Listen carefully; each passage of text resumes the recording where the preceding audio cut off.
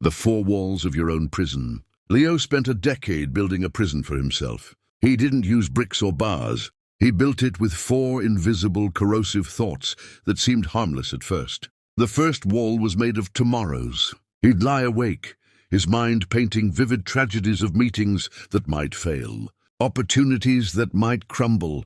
He was a master architect of futures that never arrived, paying for disasters in advance with the currency of his own peace. The second wall was built from the need to know. At dinner parties, he'd debate politics he barely followed. Online, he'd argue with strangers about topics he didn't understand.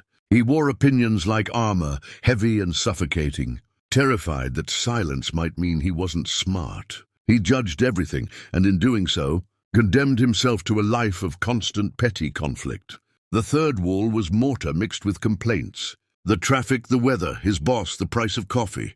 He kept a meticulous ledger of life's minor offenses, reading the entries aloud to anyone who would listen, and to himself when no one would. His world became a museum of irritations, each complaint another brick, sealing out light and possibility. The fourth and final wall was the illusion of busyness. He sprinted from task to task, mistaking motion for progress, filling every second to avoid the quiet. He was a human doing, not a human being, so scattered he couldn't see the single, important thread he could actually pull. One morning, breathless and hollow, he saw the walls for what they were, not protection, but confinement. He stopped building. He stopped paying rent on problems that didn't exist yet. He laid down the heavy armor of needing to have an opinion. He let complaints die in his throat unspoken. He chose one thing and did it with his full presence. The walls didn't crumble with a bang. They dissolved grain by grain in the sunlight of his attention.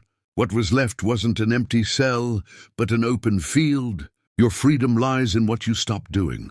Stop building your own prison. The liberating truth. When worry is a tax you pay on a fortune you may never inherit. 2. An opinion on everything is a commitment to being distracted by anything. 3. A complaint is a vote for powerlessness. 4. Busyness is the noise we make to avoid the signal of what truly matters. Your peace is waiting on the other side of these surrenders. Like, share, comments, and follow for more.